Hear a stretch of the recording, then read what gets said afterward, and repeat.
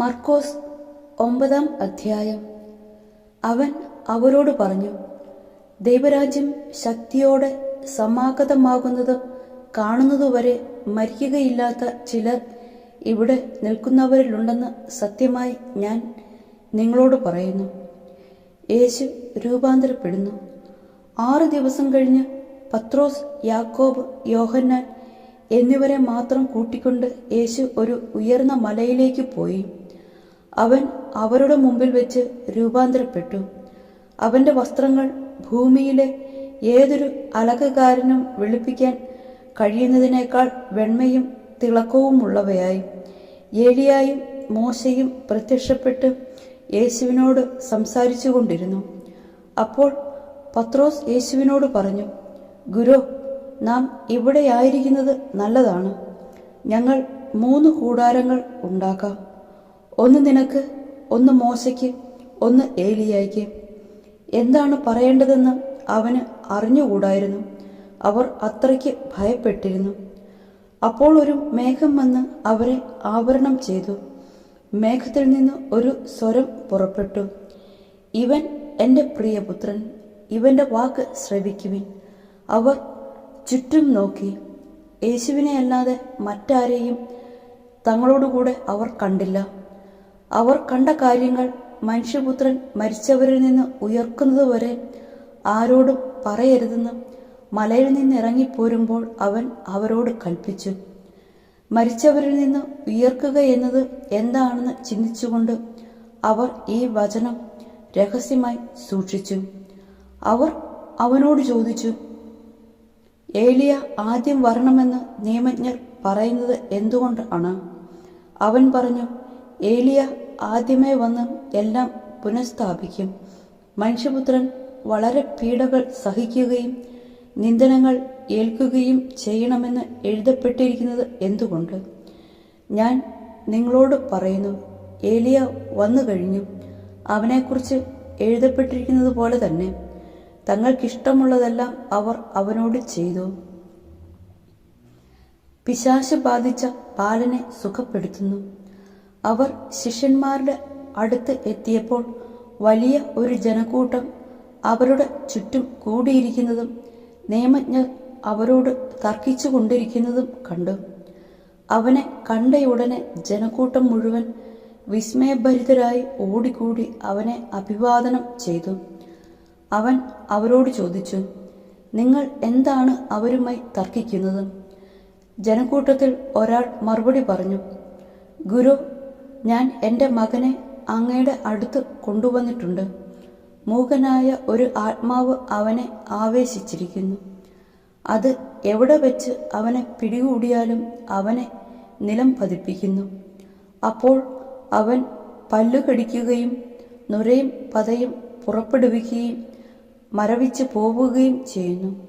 അതിനെ ബഹിഷ്കരിക്കാൻ അങ്ങയുടെ ശിഷ്യന്മാരോട് ഞാൻ അപേക്ഷിച്ചു, അവർക്ക് കഴിഞ്ഞില്ല.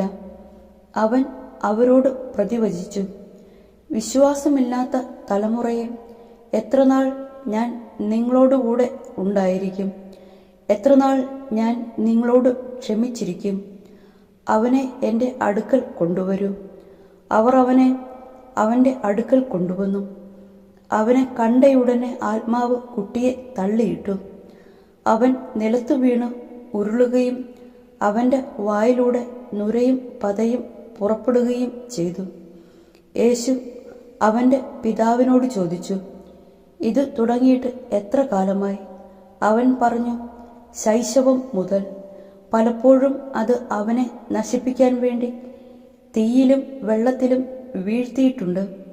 എന്തെങ്കിലും ചെയ്യാൻ നിനക്ക് കഴിയുമെങ്കിൽ ഞങ്ങളുടെ മേൽ കരുണ തോന്നി ഞങ്ങളെ സഹായിക്കണമേ. യേശു പറഞ്ഞു, കഴിയുമെങ്കിലെന്നോ? വിശ്വസിക്കുന്നവന് എല്ലാ കാര്യങ്ങളും സാധിക്കും. ഉടനെ കുട്ടിയുടെ പിതാവ് വിളിച്ചു പറഞ്ഞു, ഞാൻ വിശ്വസിക്കുന്നു. എൻ്റെ അവിശ്വാസം പരിഹരിച്ച് എന്നെ സഹായിക്കണമേ.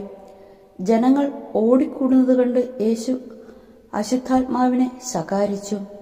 മൂകനും ബധിരനുമായ ആത്മാവെ, നിന്നോട് ഞാൻ ആജ്ഞാപിക്കുന്നു, അവനിൽ നിന്ന് പുറത്തു പോവുക, ഇനിയൊരിക്കലും അവനിൽ പ്രവേശിക്കരുത്.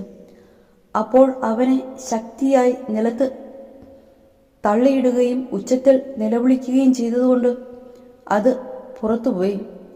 ബാലൻ മരിച്ചവനെപ്പോലെയായി. അവൻ മരിച്ചുപോയി എന്ന് പലരും പറഞ്ഞു. യേശു അവനെ കൈക്ക് പിടിച്ചുയർത്തി.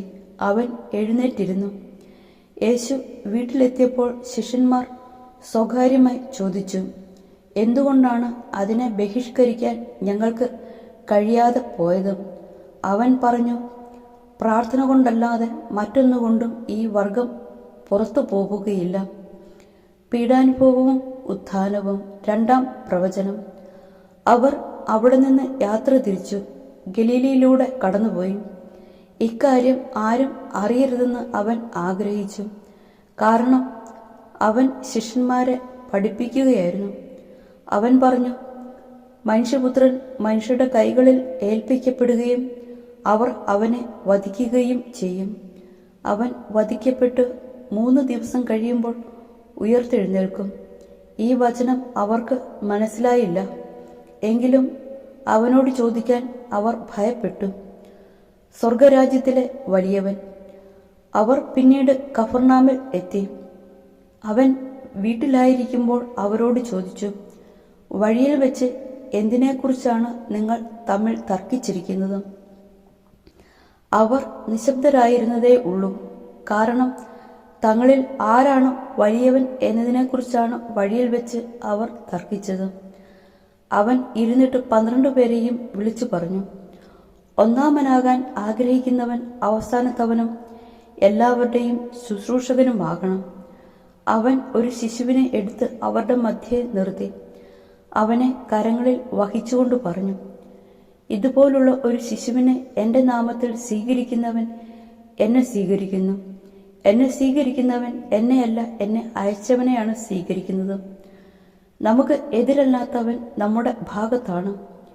യോഹന്നാൻ അവനോട് പറഞ്ഞു, ഗുരു, നിന്റെ നാമത്തിൽ പിശാചുക്കളെ പുറത്താക്കുന്ന ഒരാളെ ഞങ്ങൾ കണ്ടു. ഞങ്ങൾ അവനെ തടഞ്ഞു, കാരണം അവൻ നമ്മളെ അനുഗമിച്ചില്ല. യേശു പറഞ്ഞു, അവനെ തടയേണ്ട. ഒരുവന് എൻ്റെ നാമത്തിൽ അത്ഭുത പ്രവൃത്തി ചെയ്യാനും ഉടനെ എന്നെക്കുറിച്ച് ദൂഷണം പറയാനും സാധിക്കുകയില്ല. നമുക്ക് എതിരില്ലാത്തവൻ നമ്മുടെ പക്ഷത്താണ്. സത്യമായി ഞാൻ നിങ്ങളോട് പറയുന്നു, നിങ്ങൾ ക്രിസ്തുവിനുള്ളവരാകയാൽ അവൻ്റെ നാമത്തിൽ ആരെങ്കിലും നിങ്ങൾക്ക് ഒരു പാത്രം വെള്ളം കുടിക്കാൻ തന്നാൽ അവന് പ്രതിഫലം ലഭിക്കാതിരിക്കുകയില്ല. ദുഷ്പ്രേരണകൾ നൽകാതിരിക്കുക. വിശ്വസിക്കുന്ന ഈ ചെറിയവരിൽ ഒരുവന് ഇടർച്ച വരുത്തുന്നവൻ ആരായാലും അവന് കൂടുതൽ നല്ലത് ഒരു വലിയ തിരികല്ല് കഴുത്തിൽ കെട്ടി കടലിൽ എറിയപ്പെടുന്നതാണ്.